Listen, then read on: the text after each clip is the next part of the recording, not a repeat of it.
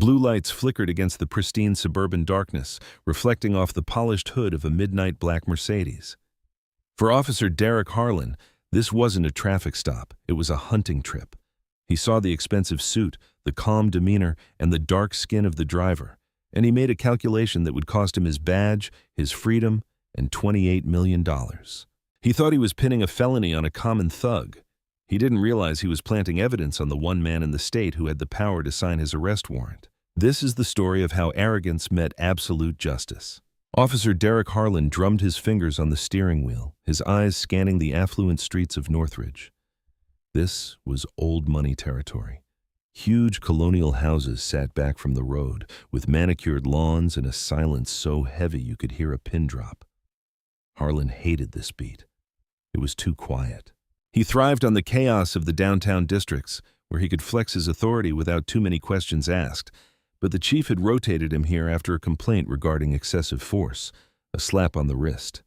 Harlan took a sip of his lukewarm coffee and narrowed his eyes. A sleek Mercedes-Benz S-Class swept past him, heading toward the gated community of Oak Ridge Estates. Well, well, Harlan muttered, shifting the cruiser into gear. What do we have here? He pulled out behind the luxury sedan. He didn't turn his lights on immediately. He paced the car, running the plates registered to a leasing company, common for high-end executives, or in Harlan's twisted worldview, high-level dealers trying to look legitimate. He peered through the darkness. The driver was a black male alone. That was all Harlan needed. In his mind, the narrative was already written. A car that expensive in a neighborhood this white at this time of night didn't fit. He didn't care about probable cause. He cared about the thrill. He flipped the switch. The red and blue strobe lights erupted, cutting through the shadows of the oak trees. Inside the Mercedes, Judge Calvin Brooks sighed. He was tired. It had been a grueling week at the federal courthouse. He had just finished presiding over a complex racketeering trial that had dragged on for 6 weeks, and all he wanted was to get home to his wife Eleanor and a glass of scotch. He checked his speedometer. He was doing 35 in a 35 zone. He signaled, pulled over smoothly to the curb, and lowered all 4 windows, a habit born of necessity and survival, even for a man of his stature. Harlan swaggered up to the window, his hand resting casually yet threateningly on the butt of his service weapon. He didn't shine his flashlight into the car. He shone it directly into Calvin's eyes. "License and registration," Harlan barked, skipping the courtesy of a greeting. "Good evening, officer," Calvin said, his voice a deep, resonant baritone. He kept his hands at 10 and 2 on the steering wheel.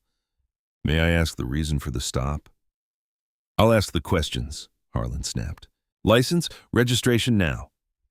"My wallet is in my breast pocket. My registration is in the glove box. I'm going to reach for them slowly." Harlan sneered. He hated it when they were calm. It felt like defiance. "Just get it." As Calvin moved, Harlan leaned in, taking a theatrical sniff of the air. There was no smell of anything but new leather and expensive cologne, but Harlan wrinkled his nose as if he'd caught the scent of a skunk. "Smell a little weed in here, buddy," Harlan lied. It was his go-to line, the magic words that bypassed the Fourth Amendment. Calvin paused, his hand halfway to the glove box. He turned his head slowly, his eyes locking onto the officer's. "I assure you, officer, there is no marijuana in this vehicle. I do not smoke, and I am a federal." "I don't care if you're the Prince of Zamunda," Harlan interrupted, chuckling at his own joke. "Step out of the vehicle now." Calvin didn't argue. He knew the law better than Harlan ever would. He knew that resisting on the side of the road was a losing battle, often a fatal one. He unbuckled his seatbelt and stepped out, standing a full head taller than the officer. "Face the car, hands on the hood."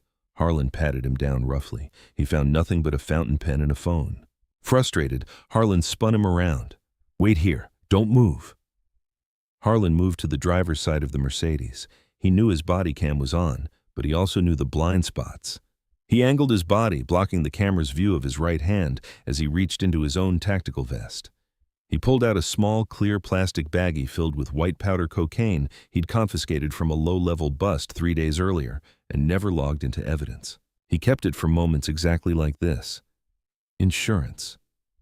He leaned into the car, pretending to search under the driver's seat. With a quick flick of his wrist, he wedged the baggie between the center console and the seatbelt buckle. "Gotcha," Harlan whispered. He stood up, holding the baggie aloft in the glare of the flashlight, making sure the body cam caught it clearly. "Now look at this," Harlan shouted, feigning shock. "A federal? What you said? A federal dealer?" Calvin watched from the rear of the car. His face remained impassive, but his stomach tightened. He wasn't scared. He was cold, calculating fury. He saw the bag. He knew it wasn't his, and he realized exactly what was happening. "That is not mine," Calvin said, his voice dropping an octave, becoming the voice that commanded courtrooms. "And you know it." "Tell it to the judge," Harlan smirked, grabbing his handcuffs. "Oh," Calvin said softly as the cold steel clicked around his wrists, "I intend to." The ride to the station was silent. Harlan tried to goad Calvin into saying something incriminatory, playing loud rock music and making snide comments about affirmative action cars. But Calvin sat in the back of the cage like a statue. He was meditating on case law, specifically Brady versus Maryland and Giglio versus United States.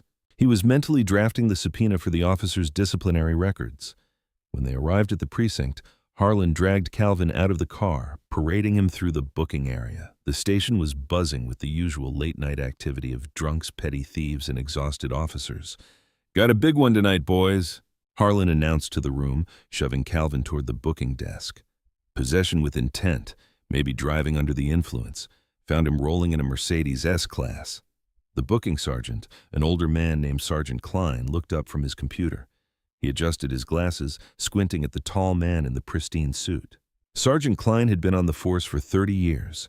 He knew the faces of the regulars. He also knew the faces of the city's elite. He frowned.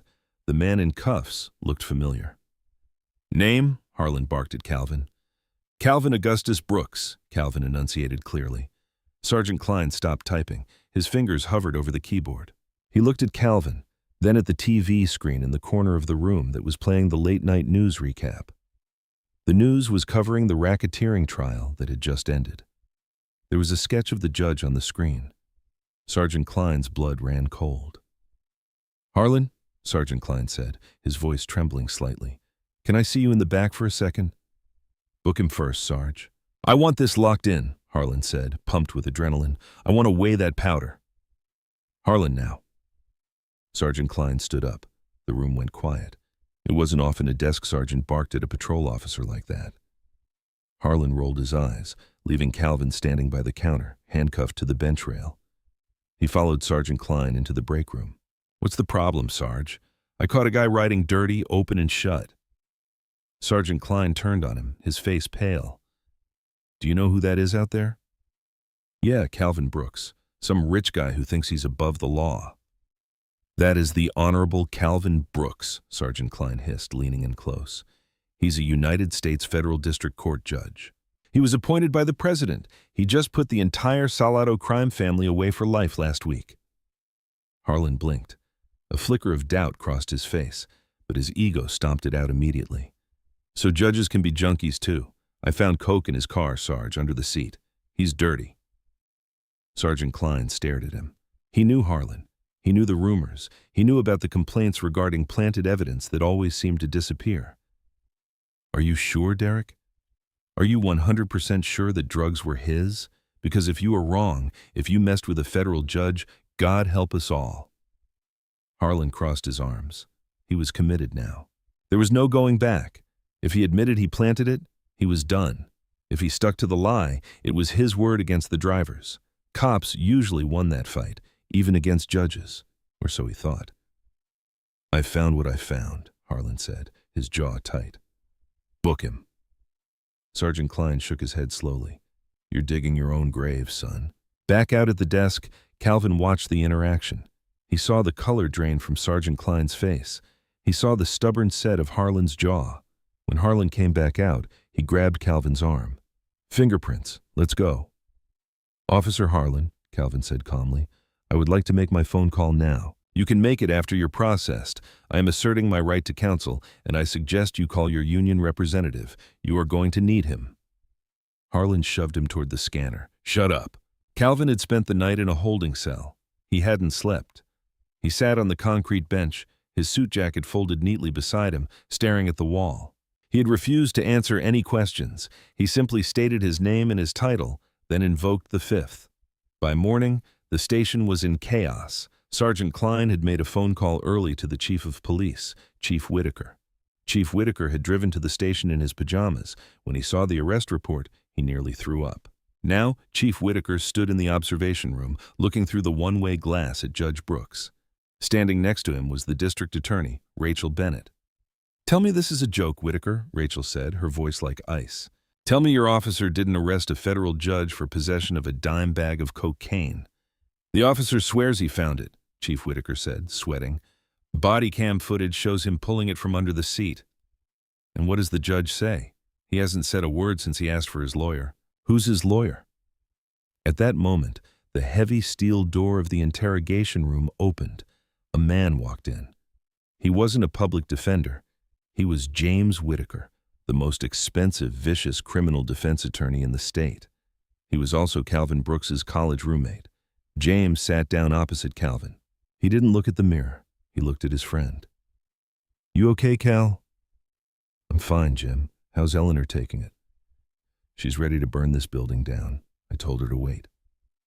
James opened his briefcase. "So let's hear it. Did you develop a sudden coke habit in your 50s? Calvin smiled, a cold, dangerous smile. "Officer Harlan planted it, left hand. He blocked the body cam with his torso, but he forgot about the mirror angles. Mirror angles, the side view mirror of the Mercedes," Calvin explained. "The door was open. The mirror was angled inward for parking. If you look at the body cam footage and you catch the reflection in the side mirror, you will see him pull the bag from his vest, not from under the seat." James's eyes widened. "You saw that?" "I was watching," Calvin said. "But that's not all. My car has Sentry mode. It records 360-degree video when the alarm is triggered or when it senses proximity intrusion. It has internal cameras, too." James started to laugh. It was a low rumble of a laugh. "You have him on 4K video planting the drugs." "I believe I do," Calvin said. "But don't release it yet. Let him write his report. Let him sign the sworn affidavit. Let him perjure himself on official federal documents. I want him to bury himself so deep that no shovel on earth can dig him out." James slammed his hand on the table, grinning. "This is going to be fun." Meanwhile, in the squad room, Harlan was typing up his report. He felt the eyes of every other cop on him. They knew the blue wall of silence was a real thing. Cops protecting cops, but there were limits. Arresting a federal judge was way past the limit. It was radioactive. Harlan's partner, a rookie named Carter, walked by. "Hey, Derek. Chief wants to see you." Yeah, just finishing up the narrative." Harlan typed the final sentence. "Suspect appeared nervous and erratic. Officer observed contraband in plain view." He hit submit. The system logged the report. The lie was official. Harlan stood up, stretched, and walked toward the chief's office. He convinced himself he could brazen it out. It was his word against the judge's, and he had the baggie. Physical evidence didn't lie. He knocked on the chief's door. "Enter." Harlan walked in. Chief Whitaker was there. So was District Attorney Rachel Bennett, and two men in suits Harlan didn't recognize. They had earpieces. FBI. "Sit down, Harlan," the chief said. His voice wasn't angry. It was defeated. "What's going on? Chief, the DA here to charge him?" Harlan asked, sitting confidently. One of the FBI agents stepped forward. "Officer Harlan, my name is Special Agent Klein. We are taking jurisdiction over this case." "Jurisdiction? It's a traffic stop, local PD. Not when the victim is a federal officer," Agent Klein said, "and not when there are allegations of civil rights violations under color of law." "Victim," Harlan scoffed. "He's the perp." "We'll see." The DA said, "Did you submit your report?" "Just did, and you swear everything in it is the truth, the whole truth, and nothing but." The DA looked at the chief. The chief looked away. "Badge and gun on the desk." "Harlan," the chief whispered. "Excuse me, administrative leave, pending investigation." "Standard procedure," the chief said, but he wouldn't meet Harlan's eyes. Harlan felt a knot of fear tighten in his stomach. He slowly unholstered his weapon and placed it on the mahogany desk. He unclipped his badge. It clattered loudly in the silence. "You guys are making a mistake," Harlan said, his voice rising. "I'm a good cop. I took a criminal off the street." "Get out," the chief said. Harlan stormed out. He thought he was being persecuted. He didn't know that James Whitaker was currently walking into the FBI field office with a USB drive containing the internal cabin footage from the Mercedes-Benz. The trap was set, and Harlan had just walked right into the middle of it. That was the official status. But to Officer Derek Harlan, it felt like a paid vacation to prepare for war. He sat in a dark corner booth of the Blue Moon Tavern, a dive bar frequented exclusively by cops who thought the rules were merely suggestions.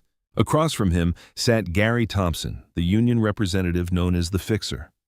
Thompson was a man made of cigarette smoke and cheap suits, with a reputation for burying scandals that would make politicians blush.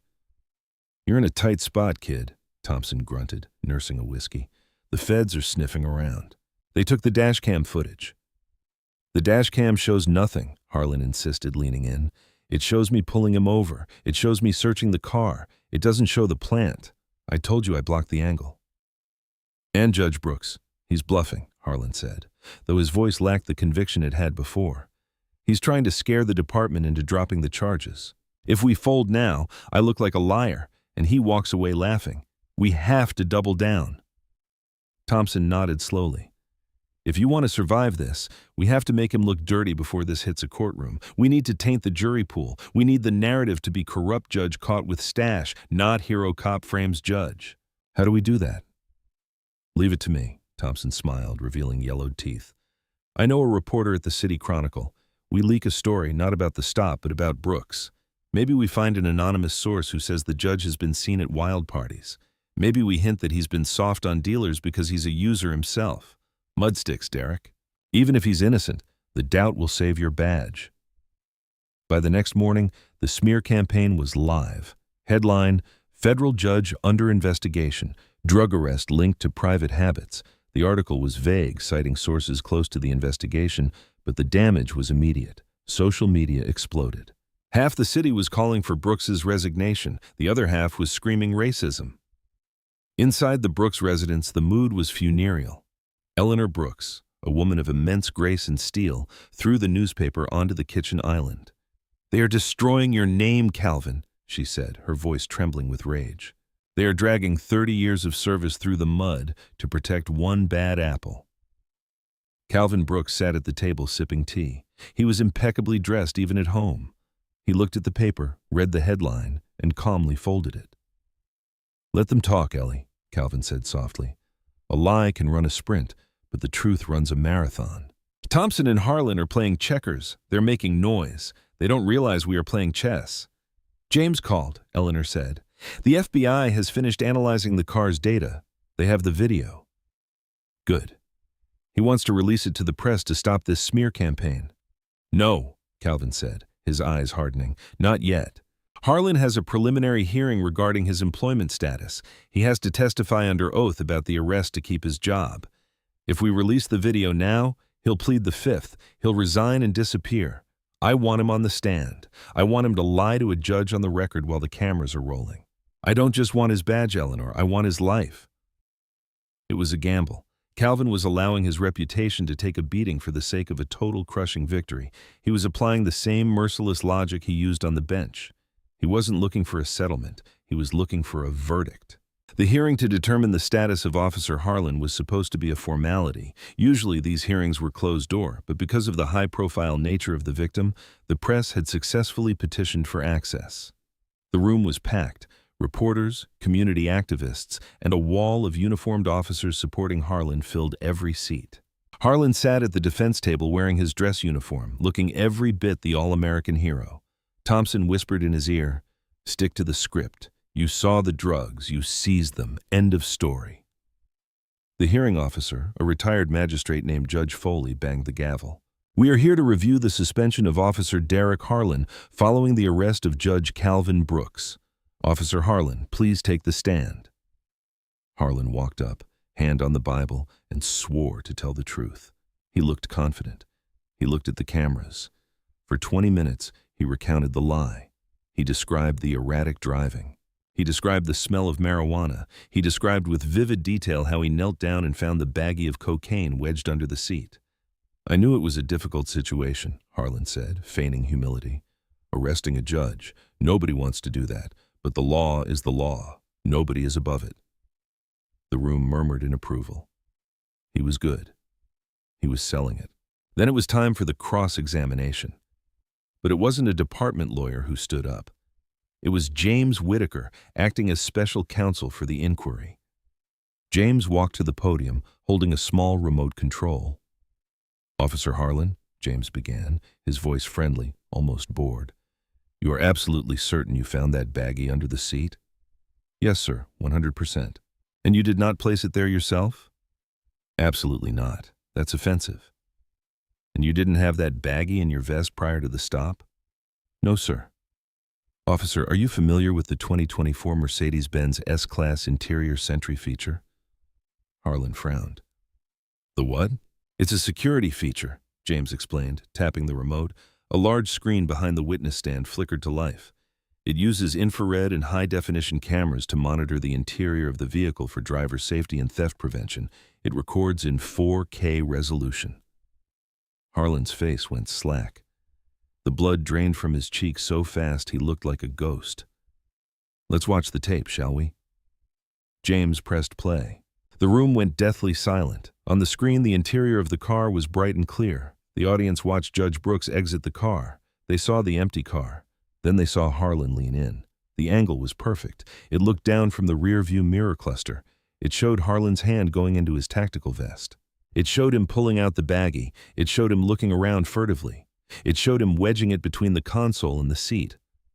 "Gotcha!" the Harlan on the screen whispered. The audio was crisp. The whisper echoed through the hearing room like a thunderclap. James paused the video on the frame where Harlan was holding the baggie, his face illuminated by the interior light, a smirk of malicious triumph on his lips. "Officer Harlan," James said, his voice dropping to a terrifying growl. "Is that you planting evidence on a federal judge?" Harlan couldn't breathe. He looked at Thompson, but Thompson was staring at the floor, knowing the game was over. He looked at the other cops in the room. They were looking at him with a mixture of shock and disgust. The blue wall had just been nuked. I, Harlan stammered. "You lied in your police report," James listed, ticking off fingers. "You lied in your sworn affidavit, and you just lied to this commission under oath. That is perjury. That is filing a false instrument. That is deprivation of rights under color of law." Two men in suits walked into the room from the back. They were the FBI agents. They weren't there to watch this time. They were holding handcuffs. "Officer Harlan," Judge Foley said, his voice dripping with disdain, "you are dismissed from the stand, and I believe these gentlemen would like a word." Harlan stood up, his legs shaking. The cameras flashed blindingly as the FBI agents spun him around, cuffing him in his dress uniform. The hero cop narrative was dead. The predator had become the prey. The fall of Derek Harlan was swift, brutal, and public. Because he had targeted a federal official, the case went federal. The charges were not just drug planting, they were federal civil rights violations, which carried mandatory minimums. The prosecutor was United States Attorney Patricia Hayes. She was known as the Hammer. They charged him with one count of deprivation of rights under color of law, 18 U.S.C. Section 242, obstruction of justice, perjury, possession of a controlled substance, the drugs he planted. Harlan's lawyer tried to cut a deal. He offered 5 years. Patricia Hayes laughed in his face. He tried to frame a federal district judge. If he had succeeded, Judge Brooks would have lost his pension, his reputation, and his freedom. Harlan wanted to ruin a life. He could pay with his own. No deal. We go to trial. The trial was a massacre. The video evidence was incontrovertible. But the worst part for Harlan wasn't the evidence. It was the testimony of his fellow officers. Once the video came out, the floodgates opened. Other people Harlan had arrested came forward. A pattern emerged. He had done this before to young kids in poor neighborhoods, people who didn't have 4K cameras or high-powered lawyers. Harlan sat alone at the defense table. Thompson had abandoned him. His wife Sarah had filed for divorce the week prior, humiliated by the national news coverage. The jury deliberated for less than 2 hours, guilty on all counts. At the sentencing hearing, Judge Brooks finally spoke. He didn't speak as a judge. He spoke as a victim. He stood at the podium looking down at Harlan, who was now wearing an orange jumpsuit. "Mr. Harlan," Brooks said, his voice filling the courtroom, "you viewed your badge not as a shield to protect, but as a sword to strike down those you deemed lesser. You saw a black man in a nice car and decided he didn't belong. You tried to steal my life because of your own prejudice. You failed because I had the means to fight back. But what haunts me is the thought of those who did not have my resources. For them and for the integrity of the law you disgraced, justice must be absolute. The presiding judge sentenced Derek Harlan to 25 years in federal prison without the possibility of parole. Harlan wept. He was dragged out of the courtroom kicking and screaming, a broken man. But Calvin Brooks wasn't done. James Whitaker filed the civil lawsuit, Brooks versus the city of Northridge, the police department, and Derek Harlan. The lawsuit argued that the city knew Harlan was a bad apple, citing the previous complaints Sergeant Klein had mentioned and failed to discipline him. It was a Monell claim, proving a pattern and practice of negligence. The city council was terrified. They knew a jury would hate them. They knew a jury would look at Judge Brooks, a man of unimpeachable character, and give him whatever he asked for. They tried to settle for $5 million. James rejected it. They offered $10 million. James didn't even return the call. They went to trial on damages. The jury was shown the smear campaign, the stress placed on Eleanor Brooks, the damage to the judge's reputation. The verdict came back in 4 hours. $3 million in compensatory damages, $25 million in punitive damages, total $28 million. It was a record-breaking sum. The city of Northridge would be paying for the sins of Officer Harlan for a generation. Harlan, sitting in his cell at a maximum security federal penitentiary, heard the news on a small radio. He had nothing. His assets were frozen, his pension stripped, his family gone. He was 29 years old, and his life was effectively over. However, as the money cleared and the headlines faded, Judge Brooks sat in his study. The victory was complete. But there was one final loose end: the money. He didn't want it. To keep it felt like profiting from a tragedy. He had a different plan for the $28 million, a plan that would ensure Derek Harlan's name was remembered forever, but not in the way the ex-cop would have wanted. The air in the room was stale, recycled, and thick with defeat. It was the kind of room where careers were made, but today it was where a city's arrogance was coming to die. The long mahogany table was littered with legal pads, water bottles, and the debris of a 12-hour negotiation session that had finally whimpered to a halt. On one side sat the city of Northridge's legal team, 6 lawyers in varying shades of gray suits, looking exhausted.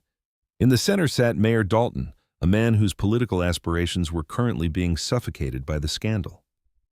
On the other side sat just 2 men, James Whitaker and Judge Calvin Brooks. James pushed a single piece of paper across the polished wood.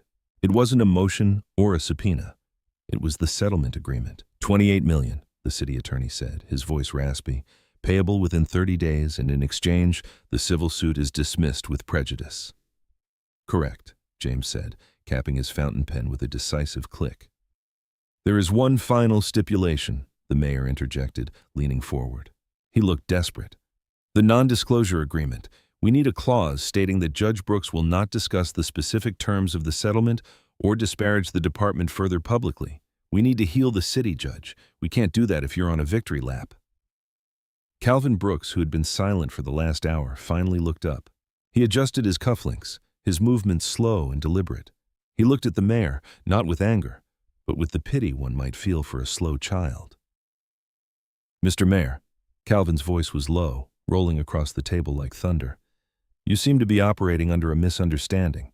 You are not paying $28 million to buy my silence. You are paying it as a penalty for your incompetence, but there will be no NDA. Calvin continued, his voice hardening. I will speak about this case to whomever I choose. I will discuss Officer Harlan. I will discuss the chief's negligence, and I will discuss the check you are about to sign. If you want an NDA, we can tear this agreement up right now and let the jury decide the damages next week. I am quite confident they will find a number north of $50 million. The room went dead silent. The city attorney looked at the mayor and gave a barely perceptible shake of his head. Don't push him. The mayor swallowed hard. He picked up the heavy pen. His hand trembled slightly as he signed the document that would decimate the city's budget for the next fiscal year. Calvin watched the ink dry. He felt no elation. He felt only the heavy, crushing weight of responsibility. This wasn't lottery money, it was blood money. It was the price tag of a man's life that Harlan had tried to steal. Gentlemen, Calvin said, standing up, we are done here. As they walked out into the cool air, James let out a long breath. You know, Cal, you could have bought a small island with that NDA money. I don't need an island, James, Calvin said, checking his watch. I need a weapon. For Derek Harlan, time had ceased to be linear. It was a loop of gray concrete, fluorescent buzzing, and the smell of industrial disinfectant mixed with old sweat. He was currently housed in the administrative segregation unit of the county jail, awaiting transfer to the Federal Bureau of Prisons. He was protected, which meant he was buried alive. He had 23 hours a day in a cell the size of a parking space. The heavy steel door clanked open. A guard, one Harlan didn't know, tossed a manila envelope onto the thin cot. Mail call, Harlan. Derek scrambled off the floor. Mail was rare. He hoped it was Thompson. Maybe there was an appeal strategy. Maybe the union had found a loophole.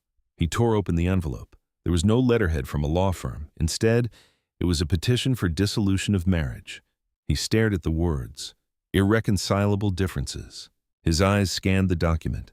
His wife Sarah wasn't just leaving him. She was taking the house, what was left of the equity, the cars, and she was petitioning for full custody of their 2 daughters. Petitioner requests that the respondent's visitation rights be suspended indefinitely, citing the respondent's criminal conviction and the potential psychological harm to the minors given the high-profile nature of his crimes. She wasn't just divorcing him, she was erasing him. Derek sat on the edge of the bed. His hands started to shake, a tremor that traveled up his arms and into his chest. He looked at the photo of his girls he had taped to the wall with toothpaste. They were smiling at a beach trip 2 years ago. Sarah, he whispered to the empty room. Don't do this. He scrambled to the door, pressing his face against the small reinforced glass window. Guard, hey, I need to make a call. I need to call my wife. Phone privileges are at 1600 hours, Harlan, a voice shouted back from the control booth. Sit down, please. It's an emergency. Sit down, or I lose your rec time.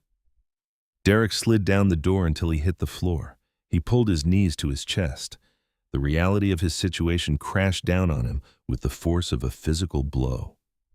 He wasn't just going to prison for 25 years. He was going to prison as a man with nothing waiting for him on the outside. He thought about the Mercedes. He thought about that split-second decision to pull the baggie out of his vest. Why had he done it? Because I could. A voice in his head whispered, because I was a god.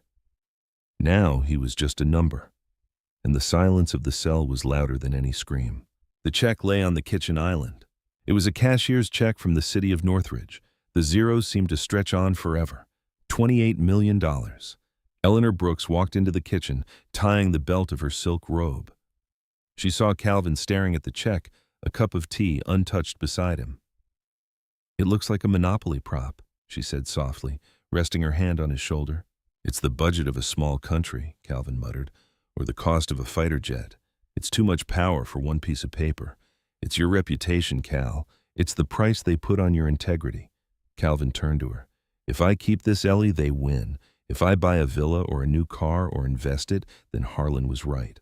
He was right that everyone has a price. I become just another rich man who benefited from the system's dysfunction. So what do? Burn it? No, Calvin said, his eyes gleaming with a sudden sharp intensity. I use it to burn them. He stood up and walked to the window, looking out at the dark street. I've been thinking about the kids I sentenced when I was on the bench, he said. The ones who had public defenders who were overworked and underpaid, the ones who took plea deals because they were scared, not because they were guilty. The system is designed to crush the poor, Eleanor. It's an assembly line of convictions. And you want to stop the assembly line? I want to break the machine, Calvin corrected. I want to create a firm, a defense fund, but not just lawyers, investigators, forensics experts, tech specialists. I want to give the kid from the projects the same defense as a CEO. I want to make it so expensive, so difficult, and so painful for the city to prosecute bogus charges that they stop doing it. Eleanor smiled. It was the first time she had seen him look truly alive since the arrest. You're going to war? Yes, Calvin said. But I need a name. Something that sends a message. The Brooks Foundation, she suggested. No. Calvin shook his head. It shouldn't be about me. It should be a reminder, a scar. He looked back at the check. A dark, ironic thought began to form in his mind. A way to ensure that Derek Harlan's punishment didn't end when he went to prison. A way to attach Harlan's name to the one thing he hated most, the empowerment of the people he targeted. "I have an idea," Calvin said, a cold smile touching his lips. "And the city is going to hate it." The Sentinel Project Gala was the event of the decade. The ballroom was draped in black and gold. The guest list was a who's who of state senators, civil rights leaders, Hollywood actors, and the entire legal elite. Even the people who secretly hated Calvin Brooks were there because not being there was political suicide. The atmosphere was electric. Rumors were flying about what Brooks was going to do with the money. Was he running for governor? Was he starting a think tank? The lights dimmed. A hush fell over the 1,000 guests. Calvin walked onto the stage. He didn't use a teleprompter. He stood at the podium, gripping the sides, and looked out into the darkness. "Good evening," he began. "I was handcuffed on the side of a road, accused of a crime I did not commit. I was stripped of my dignity. I was presumed guilty because of the color of my skin and the car I drove." He paused. "But I was lucky. I had resources. I had knowledge. I had cameras. Most people do not have those luxuries. Most people, when the blue lights flash, are alone." He gestured to the screen behind him. A photo appeared not of him, but of a young, terrified teenager being pressed against a hood by a police officer. "We tell ourselves that justice is blind, but we know that justice has a price tag. In this city, innocence costs about $500 an hour. That is the rate of a good defense attorney. If you don't have it, you don't get justice. You get processed." He reached into his pocket and pulled out the check. He held it up. "The city of Northridge gave me this, $28 million. They hoped I would retire. They hoped I would go away." He ripped the check in half. The sound was amplified by the microphone. The audience gasped audibly. "I have already deposited the funds electronically." He reassured them with a dry chuckle, breaking the tension. "But the physical symbol means nothing. What matters is what it builds. Tonight, I'm announcing the formation of the Sentinel Project. We have hired 30 of the top criminal defense attorneys in the country. We have hired former FBI forensics experts. We have a war chest that will never run dry. We will represent the indigent, the marginalized, and the accused. And we will not just defend, we will countersue. We will make corruption too expensive to sustain." The applause started tentative at first, then growing. But Calvin raised a hand. "But we must never forget where this money came from.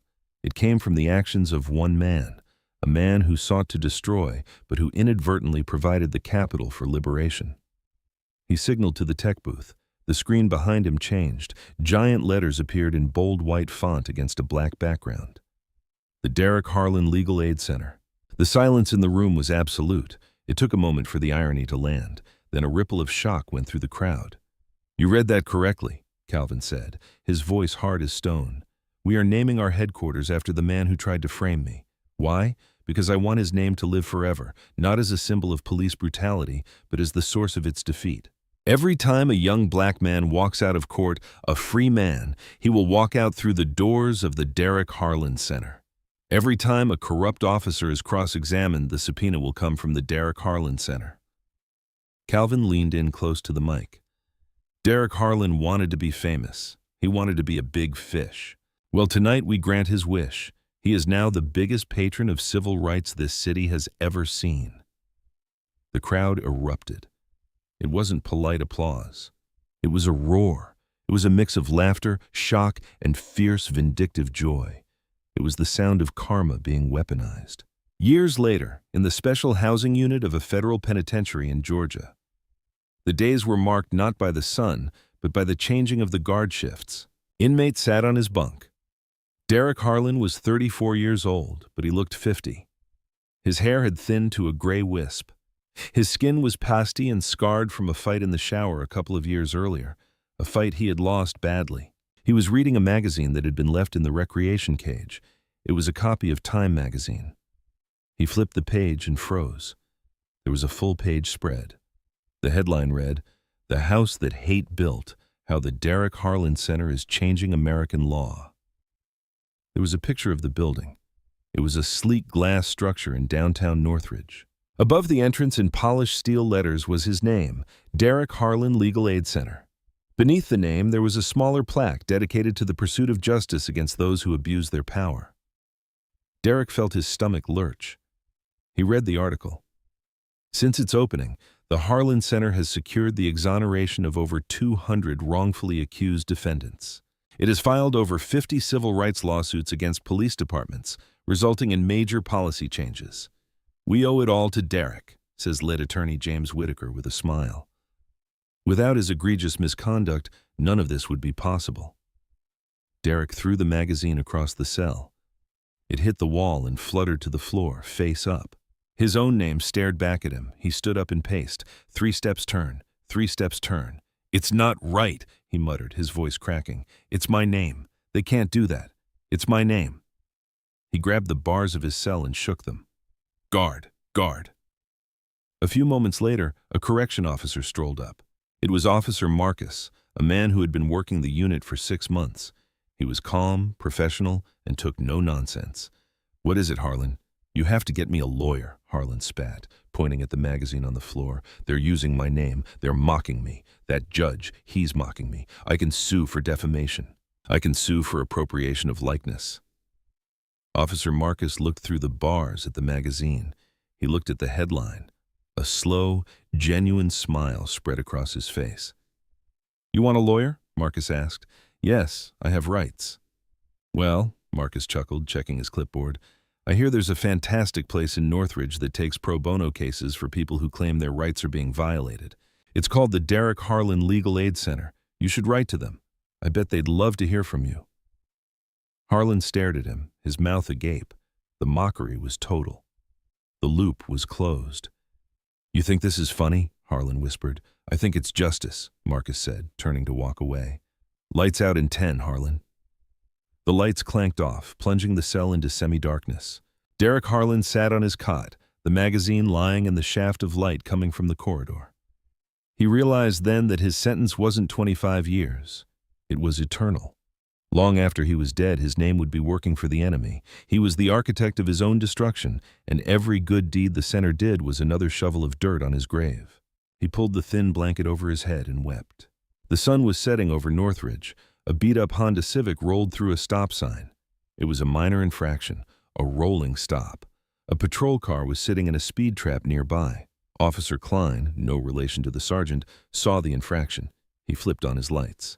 The Honda pulled over. The driver was a young black kid, maybe 19, wearing a hoodie. He looked terrified. He kept his hands on the wheel. Officer Klein walked up to the window. He was an older cop, a transfer from another district. He was tired and irritable. "License and registration," Klein barked. The kid handed over his license. His hands were shaking. "You know you rolled that stop sign, kid?" Klein asked, shining his flashlight into the back seat. "You got anything in here I should know about? Guns, drugs?" "No, sir," the kid said.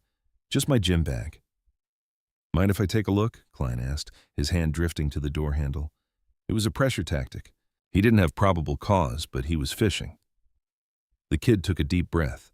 He reached into his sun visor and pulled out a small laminated card. It was black with gold lettering. He held it out the window. "Officer," the kid said, his voice trembling but firm, "I do not consent to any searches. If you have further questions, please contact my counsel at the Derek Harlan Legal Aid Center. Their 24-hour hotline is on this card." Officer Klein froze. He looked at the card. He saw the name Derek Harlan. The name was radioactive. Every cop in the state knew what happened if you tangled with that center. They knew that within 20 minutes a lawyer would be on the scene with a camera crew. They knew that if they stepped 1 inch out of line, they would be the next headline.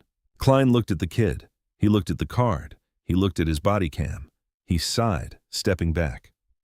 "All right," Klein said, his tone shifting instantly. "Just come to a complete stop next time. Okay, drive safe." "Thank you, officer," the kid said. Klein walked back to his cruiser. He sat down and turned off his lights. "Not worth it," he muttered to his partner. "Kid's got the Harlan card." As the Honda pulled away, safe and unharmed, the ghost of Calvin Brooks's victory rippled through the air. The trap that Harlan had set for a judge had been dismantled and reassembled into a shield for the innocent. Calvin Brooks sat in his study, surrounded by books. He was retired now. His hair was completely white, On his desk sat a framed photograph of the gala. He was shaking hands with James, the sign for the center glowing in the background. He picked up a glass of scotch and swirled the amber liquid. He thought about Derek Harlan. He didn't hate the man anymore. Hate required energy. Harlan was simply a lesson, a chapter in a book that was still being written. He took a sip of the scotch and looked out the window at the city lights. "Here's to you, Derek," Calvin whispered to the empty room. "You finally did your job. You're protecting and serving whether you like it or not." He set the glass down and turned off the lamp. The room went dark, but outside the city was a little bit brighter. That is the full, unvarnished story of how arrogance met its match in absolute integrity. It's a story that reminds us that while the wheels of justice grind slowly, they grind exceedingly fine, especially when you have a federal judge in the driver's seat.